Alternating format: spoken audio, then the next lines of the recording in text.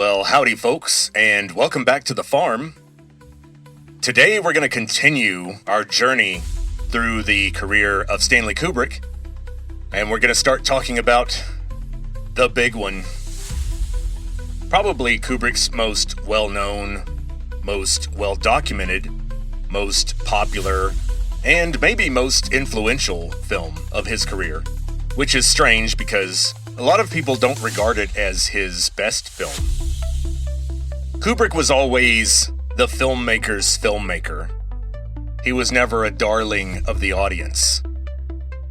Like, say, Christopher Nolan, who seems to have the opposite relationship with critics and the audience, where the audiences generally like Nolan's movies, except Tenet, but critics generally do not. Well, they're usually okay with some movies.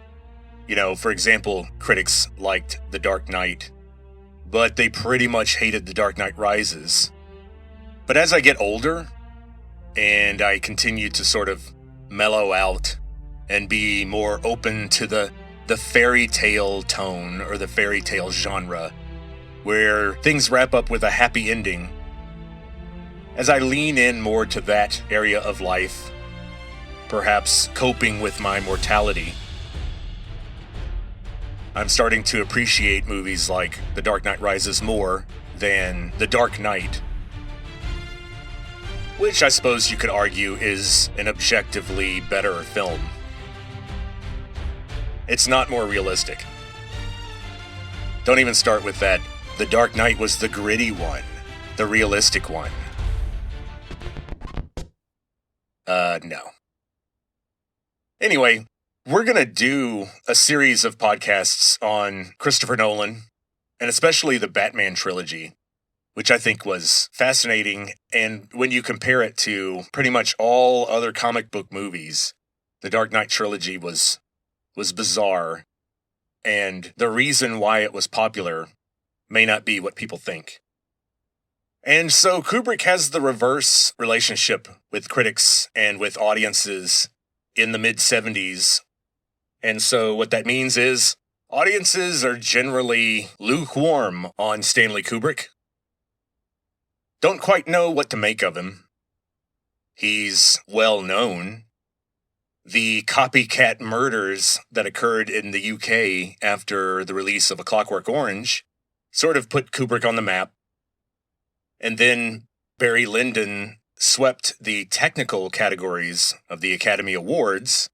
And so Kubrick was known for making these long, ponderous, technically difficult, artsy, philosophical films that annoying people talked about all the time. I'm not going to mention any names, but I know people who are always talking about Stanley Kubrick. If you let them go on, they'll talk for hours. In fact, I know a guy who's going to talk about The Shining for at least 2 hours. And I think you know who that person is. So, what was Kubrick's initial plan? That's the first thing we'll talk about. I'm going to argue that Kubrick was sort of on the ropes artistically and in terms of his career, his relationship with the studio. They had spent quite a bit of money on Barry Lyndon, only to rack up a lot of accolades about the camera work and the costumes. But nobody liked the story. Nobody really liked the characters. Ryan O'Neal, the actor who was a very bizarre choice to play Barry Lyndon, was made fun of because of his strange, stilted performance. Kubrick was known as the fossil, the relic from the old studio system, who did his best work in the 60s. He was no match for a Scorsese or a Spielberg or a Coppola. And so in the late 1970s, Kubrick knew that he had to do something different. He had to show everybody who's boss again. So we're going to cover Kubrick's initial plan and the context of the development of The Shining. What was Kubrick trying to do? Why did he choose this Stephen King novel that he didn't even seem to really like. And he was going to use this as his home run to put himself back on top. We're going to talk about Stephen King's original book and how it differs from the movie, and the rift, the beef that started between Kubrick and King over The Shining. I find that really fascinating because, obviously, I have a huge amount of respect for both people in terms of their artistic prowess. So it's fascinating to see how they argue about who these characters are or what the story really means. We're going to talk about how Kubrick changed the book into what we recognize now as his film, and it's very different. And not only that, we're going to talk about all the weird drafts that it went through to show, well, I think it shows an almost desperation or confusion on Kubrick's part, because I don't think he really knew how to approach the story.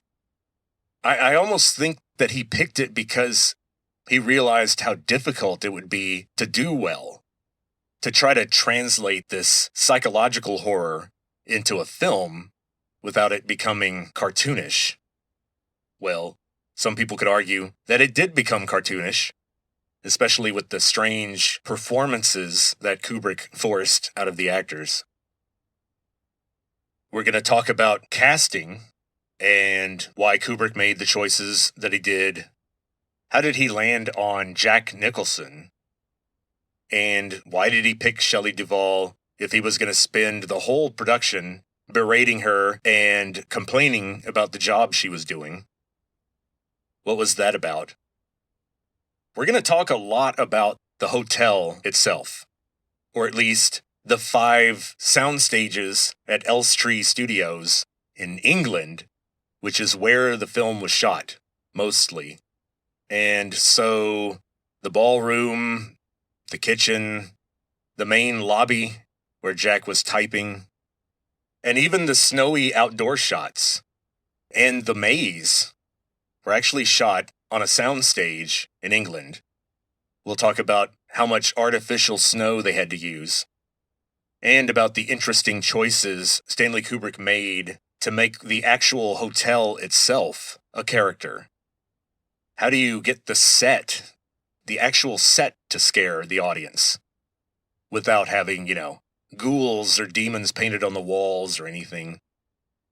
I mean, it's kind of just supposed to be a hotel, but Kubrick made it this unsettling place, and part of that has to do with the layout, which, since it wasn't a real hotel, and the rooms were all separated onto different sound stages, Kubrick deliberately made them not fit together. If you were to watch the movie, and you were to try to make a map of the Overlook Hotel, you couldn't do it. And we'll talk about even the fact that Kubrick would have the patterns on the carpets reversed between shooting days, so it would be even more difficult to keep track of where everybody was. Then we'll go into the plot of The Shining, some details about the film, and how people generally see it. Then, of course, we're going to have to go into what Stanley Kubrick was like on the set, and how he treated actors. One actor in particular. But he abused a lot of them. You can even see some moments where he's fairly cold with even Jack Nicholson, the big hotshot on the set, the rising star of the film. And we'll talk about, why did he act like that? What did that mean? A lot of this is documented really well because his daughter, Vivian, actually lugged her own camera around to record footage behind the scenes of the making of The Shining. And that's where a lot of this information comes from. It's kind of cute because Vivian played the little girl who was Dr. Heywood Floyd's daughter that he FaceTimes from the space station near the beginning of 2001.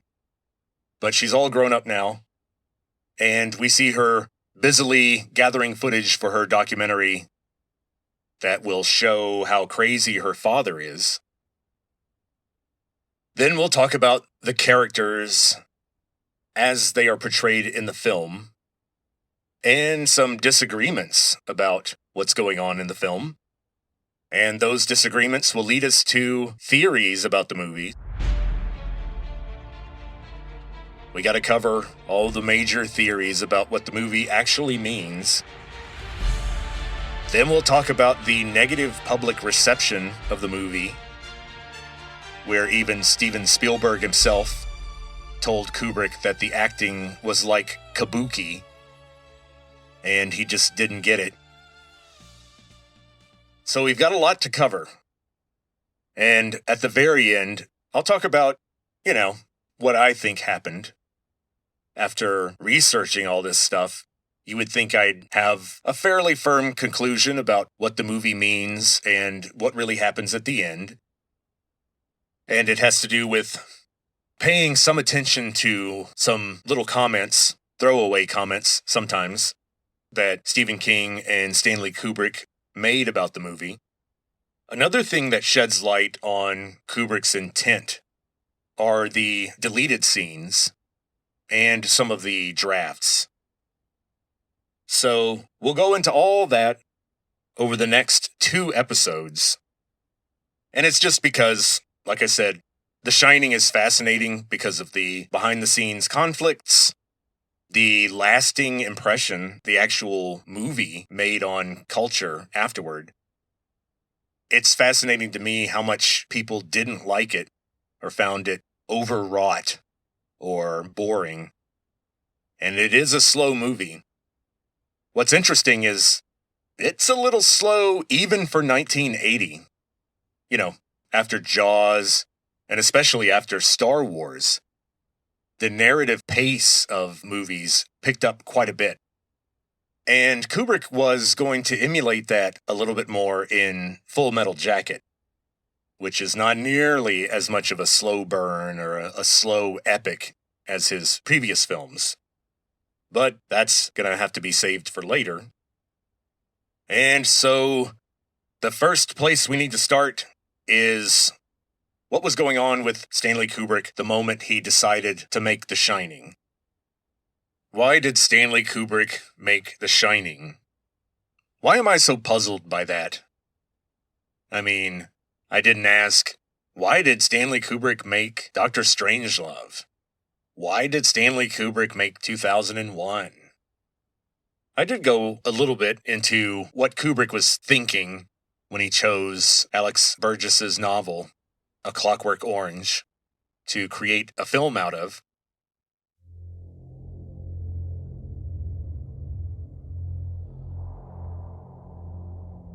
But I definitely ask that question about The Shining. Why did Stanley Kubrick make this? The film is extremely well made. One of the most technically perfect films ever made. The acting, we can say, is precisely the way Kubrick wanted it, because all of the actors tried a more naturalistic approach, but Kubrick was having none of it. And we'll talk about some of the things that he told people. In particular, something that Jack Nicholson remembered Kubrick telling him about why he wanted such overacting, you could say. Baroque, cartoonish acting. And although The Shining was dense, frightening, haunting, and all that stuff, I tend to judge movies based on what they're trying to do. So for a comedy, I'm not going to judge the quality of its plot unless it takes away from its main point, which is to be funny. And so Dumb and Dumber was a good movie because it achieved its goal, to make you laugh. Some movies set the bar really high. In fact, another movie that came out in 1980 did that by setting out to be a great comedy, an amazing action movie, and it still has the biggest and most destructive car chase in movie history. It also simultaneously wanted to be a musical featuring performances by Aretha Franklin, Ray Charles, James Brown. And this movie was called The Blues Brothers, starring Dan Aykroyd and the late John Belushi. And I still think it's one of the best movies ever made. Why? Because it set 3 really high goals. How are you a comedy, an action movie, and a musical all at the same time? And then you more or less pull it off. So that's how I judge movies. And I think that all of Kubrick's movies up to that point achieved their goal. But I'm not sure that The Shining achieved what it set out to achieve. As we'll see, it was an objective failure in the sense that Kubrick wanted to make something commercially viable for a change. Although it is true that Kubrick had a history of unexpected consequences of his films. Remember that A Clockwork Orange was just supposed to be a quiet, simple, low-budget film that instead created a media firestorm and a cultural backlash that lasts to this day. So let's rewind a bit. Kubrick was deemed very relevant and a master craftsman of film when he made 2001, and then he followed it up with the very memorable Clockwork Orange in 1971. And as we went over in previous episodes, he then started working on Barry Lyndon, and when Barry Lyndon was released in 1975, it went over like a lead balloon. More like a uranium balloon. And we can see that Barry Lyndon swept the technical Oscars. But you could tell that Kubrick was a little hurt. And I think that watching Barry Lyndon be completely dominated and overshadowed by contemporary movies like The Godfather Part 2, Saturday Night Fever, which is a strange and complex and depressing movie, but it's very much a counterculture movie. It was super relevant when it came out, and I think we all know about the effect that Saturday Night Fever had on music, especially helping to popularize disco. Then in 1975, you had Jaws, which exploded. It was just a huge hit, and it was about 3 dudes hunting a shark, shot on an amazingly small budget by a brilliant young upstart named Steven Spielberg. Kubrick would recognize Spielberg's talent, and they would become friends in the 80s, especially after Spielberg had the courage to tell Kubrick that he didn't like The Shining. Kubrick saw in Spielberg a talented eye who would give it to him straight. And so The Shining was released in 1980. And as we all know, there was a big difference between the 1980s and the 1970s in terms of aesthetic choices, the subject matter people were interested in, the kind of acting and the kind of stories people wanted to see had changed. It had become much more seat of the pants, cinema verite, cheap film stocks, raw, unhinged acting performances. And so I think Kubrick knew that he was going to be stepping back into a strange world that had become even stranger after completely rejecting his last work that he had put everything into. You know, they say a good athlete leaves everything on the field. Well, Kubrick left everything on the set. The film set was his battlefield, as we'll see. So, I was a liberal arts major, so I'm not good at math or mathematical patterns, but we can see a pattern here. We had a Kubrick film in 1965. We had a Kubrick film in 1968. We had a Kubrick film in 1971. Barry Lyndon's weird. You could say the film was finished in 1974. So it's more or less still within the 3-year range.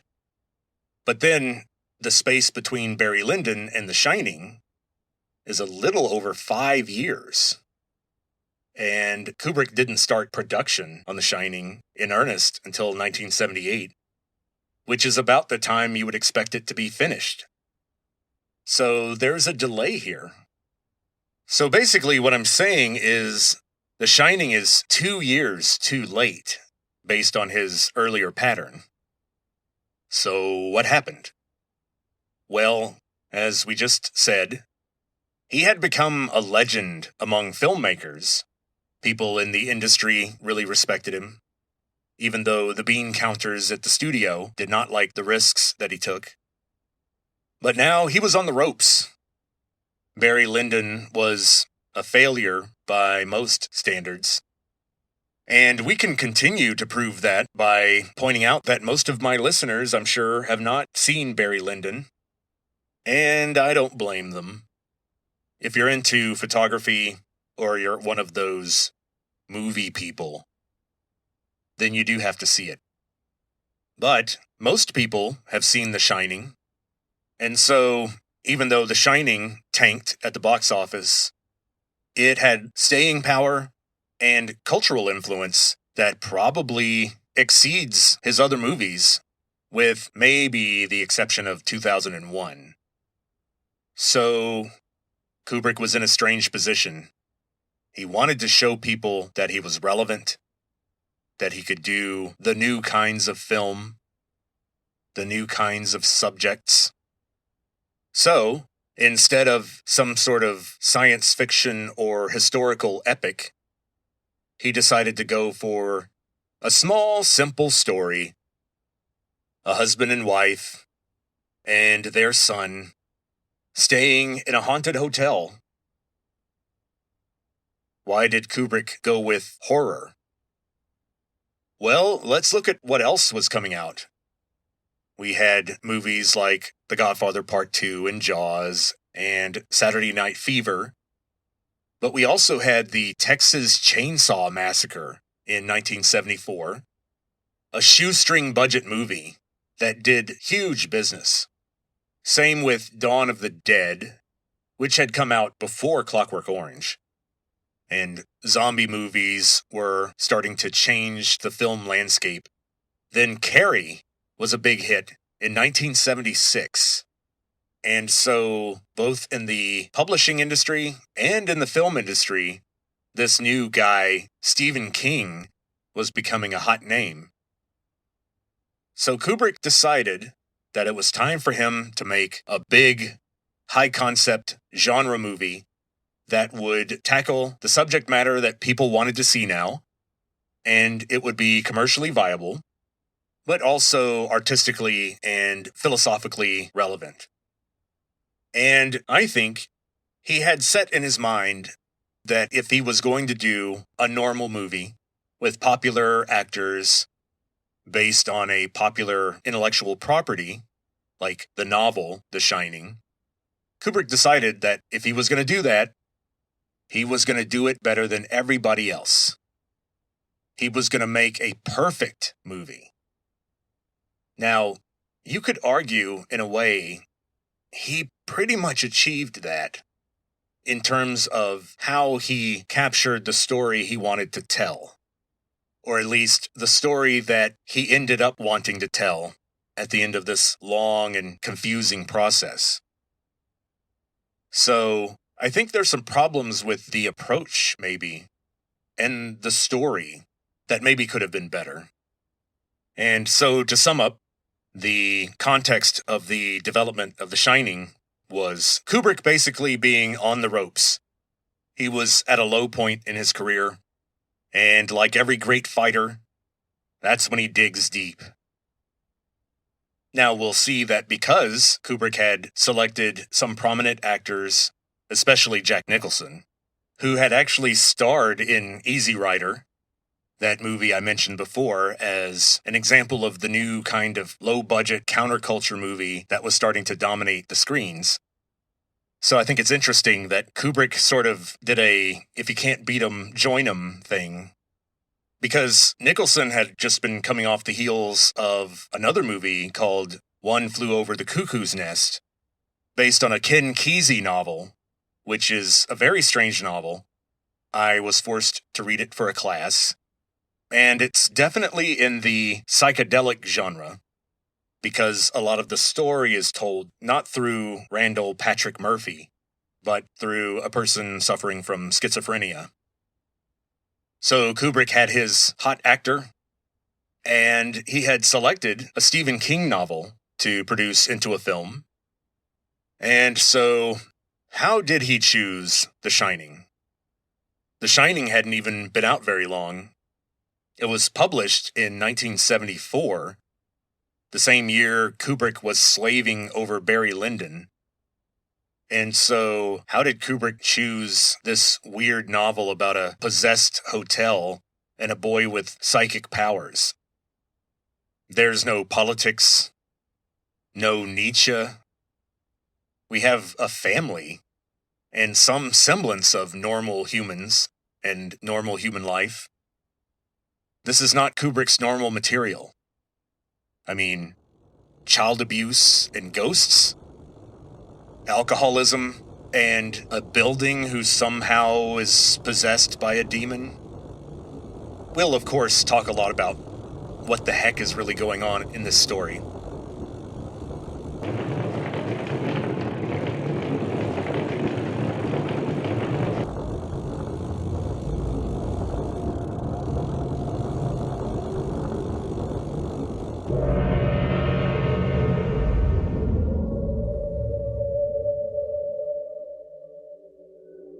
Hello, Vincent.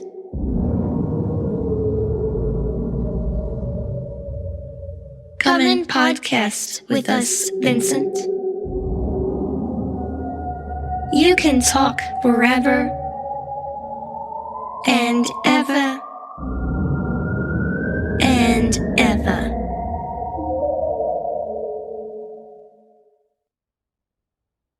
All of Kubrick's movies were adapted from novels, or short stories, in the case of 2001 or Eyes Wide Shut. Kubrick liked to read literature and then get images and ideas in his head, and he would try to realize those in real life on film. And that's fairly different from what a lot of filmmakers do now. A lot of the filmmakers that came after Kubrick were more inspired by other older movies than literature. Martin Scorsese or Quentin Tarantino are great examples of people that tend to work from other cinematic work that came before them. Now, of course, Scorsese and Tarantino have both made films that were based on novels, but there's an element of recursion or cultural layering that happens with someone like Quentin Tarantino or Martin Scorsese. And a good example is at the very end, the next to the last shot of Goodfellas shows Joe Pesci pointing a gun at the camera and shooting several times. And we see the smoke of the gunpowder and the muzzle flash. And it's kind of weird and shocking because he's pointing a gun right in your face. Well, Scorsese was inspired to add that shot by a shot from a classic silent movie set in the Old West, where one of the characters points his sixth gun at the camera and shoots, and it's kind of shocking, and it breaks the fourth wall. And then, of course, famously, Tarantino was heavily inspired by the blaxploitation cinema of the 1970s, and then the so-called spaghetti westerns, like The Good, the Bad, and the Ugly. So Tarantino's movies are, for the most part, built on other movies. Kubrick didn't do that. And I think that's one thing that kind of sets him above, because he was almost like a bridge between the literary and the cinematic.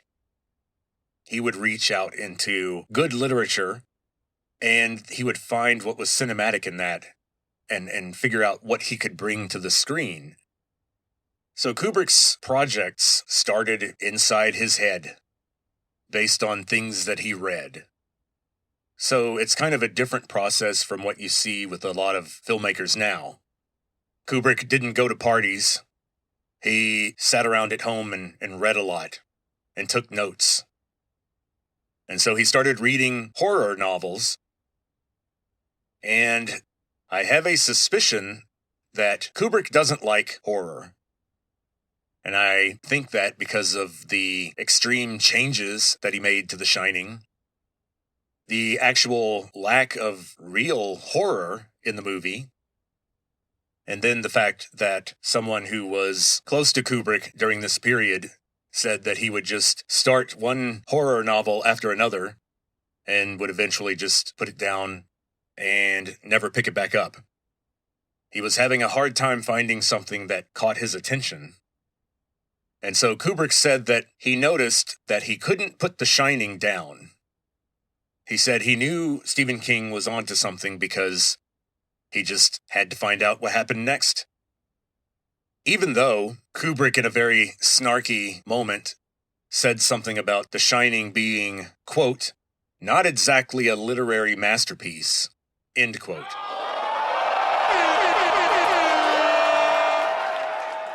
But even with all these conflicted feelings, I think, Kubrick saw something in The Shining that he thought would make a great film. And it turns out that when Stephen King sold the rights to The Shining, the contract required that the studio allow Stephen King to write the first draft of the script. Well, by that point, Kubrick had already had someone else write a treatment of The Shining, a lady named Diane Johnson from UC Berkeley. And she wrote a book called The Shadow Knows that Kubrick really liked. And so he wanted to see what she would do with the story. Now, that is one more bit of evidence that I think that Kubrick approached this project with a lot less certainty and prescience than he normally did. He really seemed to be searching for the right way forward, until even after he turned in The Shining for distribution. In fact, Tom Cruise says that in the late 80s, he saw Stanley Kubrick working on some sort of alternate edit of The Shining, several years after it was already in the theaters. So, of course, Stephen King wrote the first draft of The Shining, the film, and it's not even certain that Stanley Kubrick ever read it, because he promptly wrote the second draft, which was completely different, in 1977. Kubrick's draft used a lot of the ideas that Diane Johnson had come up with, so Kubrick wrote to the Screenwriters Guild to make sure that Miss Johnson was given shared credit for the screenwriting. And it's interesting to see some of the notes that Kubrick made when working with people on the script. He does seem to use the Socratic method, and that's the way some people described his way of thinking about stories.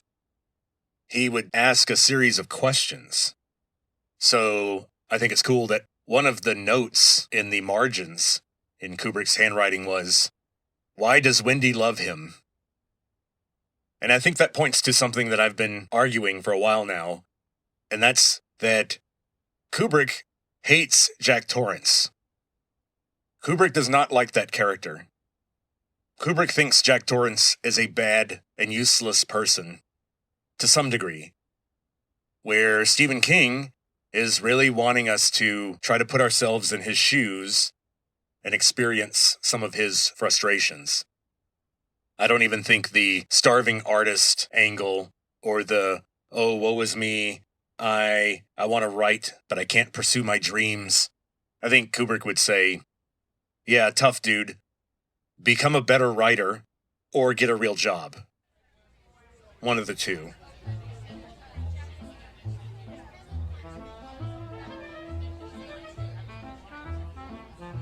Let's take a moment to talk about this book that Stanley Kubrick seemed to kind of like, but then he changed it completely to make his movie the way he wanted. Well, first, let's talk about where Stephen King got the idea for Shining. So in this universe, there's a particular kind of psychic power. It's a combination of clairvoyance and telepathy. And according to Dick Halloran, played by Scatman Crothers, yeah, that's his real name. According to Halloran, people can shine, but even sometimes places can shine. Now, Stephen King came up with this term. Shining is not something you see in the occult literature. It's not something that's mentioned in ancient literature or something like that. Shining is a term that Stephen King was inspired to create from a John Lennon song. There's a John Lennon song called Instant Karma. Instant karma's gonna get you. Gonna knock you right in the face. Better get yourself together and join the human race. The song is about people facing instant karma, but then the chorus is a little more positive. And we all shine on like the moon and the stars and the sun. So, in the John Lennon song, shining doesn't mean anything like what it means in the Stephen King book. And I think that's a really cool word. I think Stephen King shows his talent with words and creativity there. What I love about it is, in the English language, to shine has almost nothing but positive connotations. And so to have such a dark story be titled The Shining, which sounds like something positive, I think that's neat. King was inspired when he and his wife stayed in a hotel outside of Boulder, Colorado in the early 70s. And it was a very old hotel, built way up high on a hill. And there were some legends that some of the rooms were haunted. And Stephen King says that he and his wife were staying there on the last day of the season before they closed up the hotel for the winter. And so it was a very strange experience because all these staff that were busily wrapping up certain tasks, but then large portions of the hotel had already been closed down and closed off.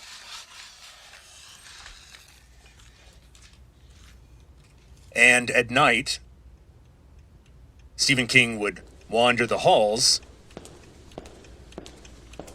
and he got creeped out. And that's when the idea of the story came to him. Now, this real old hotel was called the Stanley Hotel, which I think is ironic. So it was an evil hotel named Stanley that inspired Stephen King to write the story. But then, unfortunately, Stephen King sold the story to a studio who let an evil director named Stanley make a movie that was not what Stephen King would have wanted. Now, some changes were sort of necessary. Like, for example, in the book The Shining, there is no hedge maze. There's a topiary garden where hedges are cut into the shapes of various animals. And in the novel, these topiaries shift and change and move in ways that are creepy. However, in the days before CGI, if you were trying to make a commercially viable movie, you had to find some sort of alternate way of telling that part of the story. And so Kubrick had a hedge maze built on a soundstage. So, instead of topiaries growing on a hillside outside of Boulder, Colorado, now we have an artificial hedge maze built inside a soundstage in England. Sounds like a good way to save some money. But the biggest difference that fans of the book notice about the movie is how different the characters are. Pretty much every character behaves differently than they do in the novel. Stephen King was trying to make Jack Torrance a sympathetic character. You're supposed to sort of feel for him and his frustrated dreams and his guilt about what he's done to his son and his struggle with alcoholism. And we're definitely supposed to empathize with him more than some fake 18th century aristocrat like in Barry Lyndon. And he's definitely supposed to be more sympathetic than Alex DeLarge from A Clockwork Orange. And he's definitely more an expressive, real human than the astronaut David Bowman or President Merkin Muffley from Dr. Strangelove. But Stanley Kubrick's interpretation of Jack Torrance is clearly different. And it seems that Jack Nicholson was, early on, attempting a more naturalistic performance to inhabit this very real person that Stephen King had written. But again, Kubrick was having none of it. And if you watch the movie, you'll see that Jack Nicholson's portrayal of Jack Torrance is sort of off-putting from the first frame. There's never a part of the movie where you're looking at him and thinking, now there is a loving, caring, nice, sweet, gentle man. Instead, he came across as about 20% weirdo and 80% asshole. See, I'm a little bit less offensive because I'm the reverse. I'm 80% weirdo, 20% asshole. And I have a lot of evidence for my assertion that Kubrick didn't like Jack Torrance and wasn't interested in explaining his behavior. Kubrick actually said the following, quote, "I don't think the audience is likely to miss the many and self-consciously heavy pages that King devotes to things like Jack's father's drinking problem or Wendy's mother. To me, all of that is irrelevant. There are too many psychological clues to explain why Jack is the way he is, which is not really important." End quote. Wow. QED. Quod erat demonstrandum. So, my explanation for this is that, remember, Kubrick is a misanthrope. He doesn't like people, in general, male or female.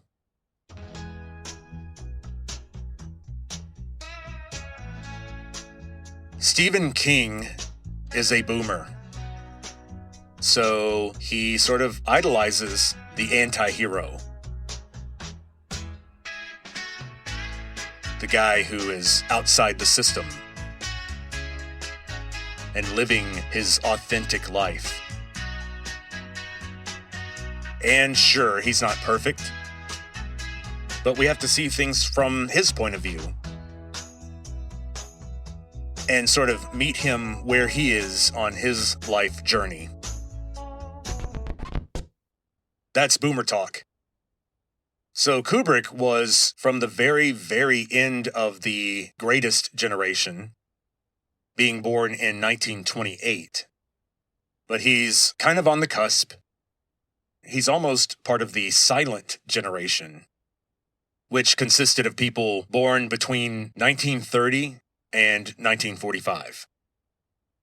Now, 1946, that's when the floodgates open. That starts the baby boom. So Kubrick was not a boomer. And I think that is important here. because Kubrick did not share Stephen King's love of the anti-hero. Remember, when Kubrick gave us an anti-hero, he gave us an anti-hero. He gave us Alex DeLarge, and he dared you to support him or think he's where society should go. He dared us to follow Alex DeLarge into the future.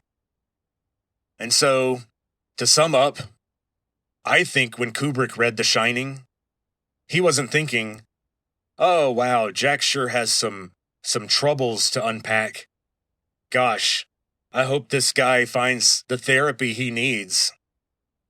I think when Kubrick read the story and he got to know Jack Torrance, I think Kubrick thought, fuck this guy. He's a drunk. He's kind of a loser, chasing this dream and not getting a real job. And then, because of his lack of discipline and because of all his little frustrations, he ends up injuring his kid. So I think that's why Kubrick's Jack Torrance is not likable. I mean, in the first scene, Danny says he's hungry, and he just says, well, you should have eaten your breakfast. And here's another quote by Stanley Kubrick about the novel The Shining. He says that it was, quote, ingenious, exciting, bridges the gap between the supernatural and the psychological, end quote. Now, I think that's kind of a weird way of putting it. I think it's normal for people to use the word exciting to describe a story, but I think it's a little weird and informative that Kubrick chose the word ingenious. That shows that Kubrick looks at a story the way a watchmaker looks at a watch. Even if they tried, they couldn't just see the shiny, smooth surfaces and how cool and steady the hands move and the stopwatch features. The whole time, he's thinking about the mechanism inside and how well that's put together. So Kubrick thinks of stories like machines. He thinks of movies like structures, where for Stephen King, there's a creative flow. There's a lack of structure. King goes where the characters take him. In Kubrick's world, the characters absolutely have to follow his extremely detailed script. And that's it. So Kubrick had a couple of fights with the studio right off the bat. By the late 1970s, Kubrick was pretty much an Englishman. He was a full-time resident of the UK, and he had no love for his old stomping grounds, the Bronx in New York. And so the idea of spending almost 2 years shooting somewhere on a location in the United States that would serve as some sort of stand-in for the Overlook Hotel, the evil hotel that Stephen King invented based on the real Stanley Hotel. And so the other evil Stanley Kubrick, had a fight on his hands because he wanted to shoot the movie in England. And it wouldn't be on any location. They were going to have to build all the rooms of this giant hotel, including an enormous set that would have the outdoor facade of the hotel, and then another set for the hedge maze, all shot at the famous, enormous Elstree Studios outside of London. Famously, one of the other movies that shot there close to the same time was The Empire Strikes Back.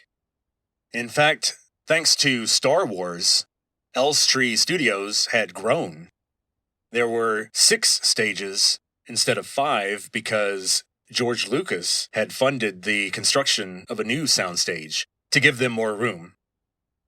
So the bean counters relented, and Stanley Kubrick got his way, And then the production designers went to work with architectural drawings and decoration ideas to create the unique look of the Overlook Hotel.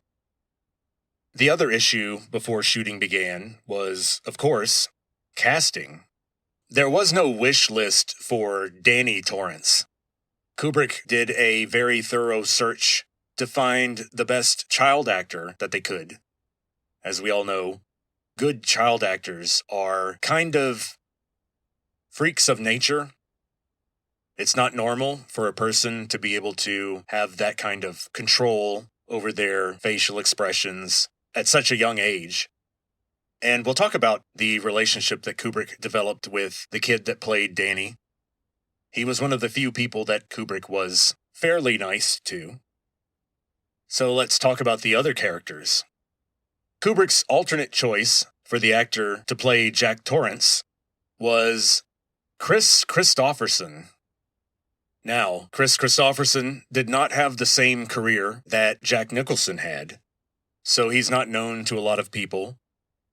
He was a much taller and thinner man than Jack Nicholson.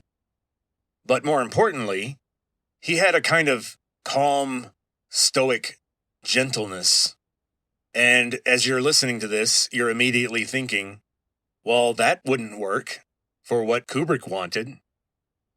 He may have been a good choice for something more faithful to Stephen King's novel. So that choice was strange. Then let's talk about Wendy. In the next episode, when we talk about how Kubrick treated the actress who played Wendy, Shelley Duvall, you need to remember that Kubrick actually fought to get Shelley Duvall. He wanted Shelley. And he pushed back against the studio, which wanted Jane Fonda. So we almost had a Shining that starred Kris Kristofferson and Jane Fonda. And then, instead of Scatman Crothers as Dick Halloran was going to be played by none other than Slim Pickens, who you might recall was the cowboy guy who rode the nuclear bomb down to its target at the end of Dr. Strangelove. When Slim Pickens' agent mentioned this job to him and said, Kubrick wants you for another movie, Slim Pickens immediately answered, well, hell, I ain't never gonna work for that man again. Or something like that. Probably. And the reason that Slim Pickens gave was the excessive number of takes. Too many takes. He didn't want to have to do the same thing 30 times. Every time. So he was done with it.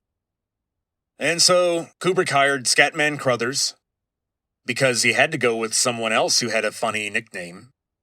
You can't go from Slim Pickens to someone else like John Taylor or Bill Samuelson or something like that.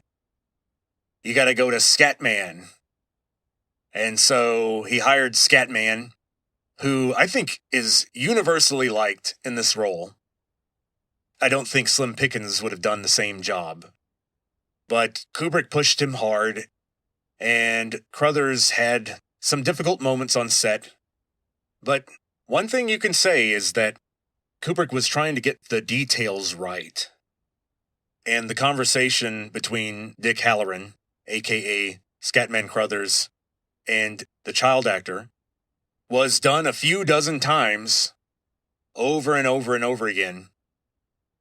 Now, Kubrick made a comment later that implied that Crothers wasn't 100% on memorizing his lines.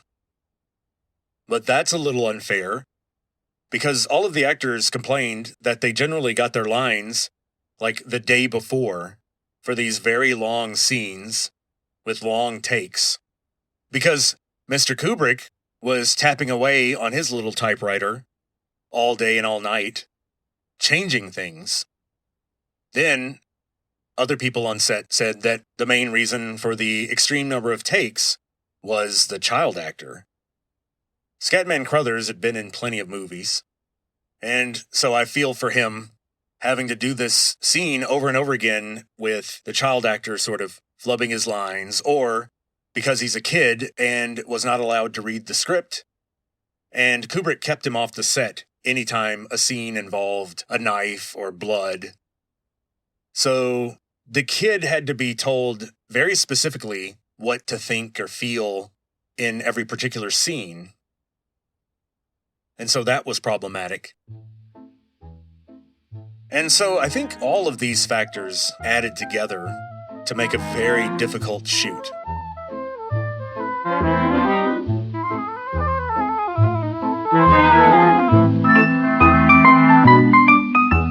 Shining with the light so bright, love that guides me through the night. This hotel stands so cold as steel, but the caretaker's such a creep. But don't you worry, my dear, a friendly cook will interfere. The lesson is don't lose control in a hotel that eats your soul. The lesson is don't lose control in a hotel that eats your soul.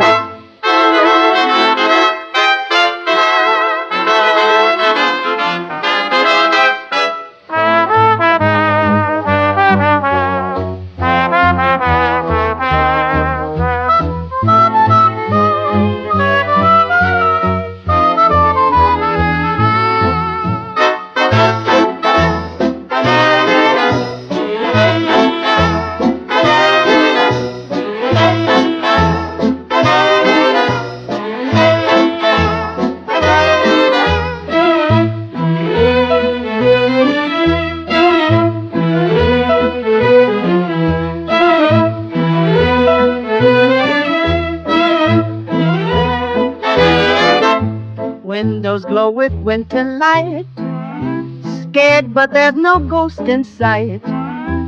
Every footstep triggers fear, but I'll keep you close, my dear.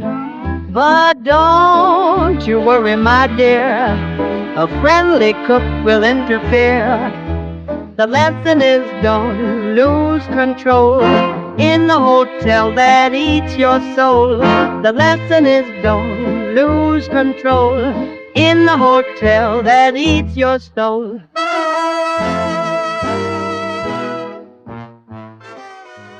And that is where we will start with the next episode, Volume 5 of Why Stanley Kubrick.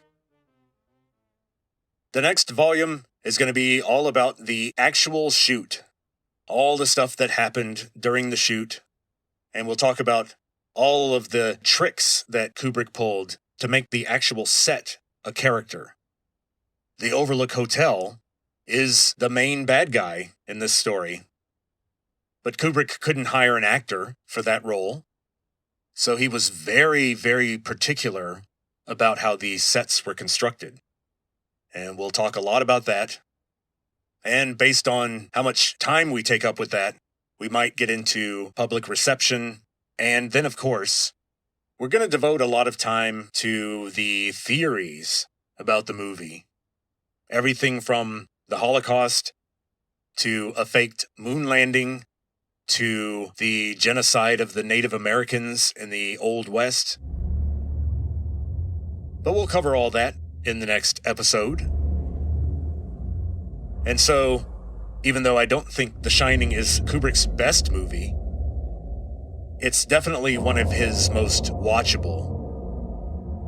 If you do want to check it out between this volume and the next volume, it would probably be really helpful. And I can say that it is worth watching, just to get all the references. But just bear in mind that it had just turned 1980, and Kubrick was still using the old Hollywood system formula for how to pace a movie. So it's not a fast pace, but in every other way, the movie looks a lot more modern than it is. It's a really advanced film stock, state-of-the-art cameras, including the novel use of the Steadicam harness device. So the movie looks like it could have been made in the 90s. It has that advantage. So, check that out because I'll be asking everyone to watch Full Metal Jacket eventually. And Full Metal Jacket was released in 1987. By 1987, the aesthetics of film had changed completely, and audiences were not tolerating old school pacing. So you'll see that Full Metal Jacket is a very fast-paced movie. But, wrong episode. That's coming a lot later. So next time, we'll talk about the construction of the Overlook set, and Stanley Kubrick's demeanor on the set, and some of the problems they had during the shoot. And so, we'll meet again for Volume 5 of Why Stanley Kubrick. So until then, talk to you later.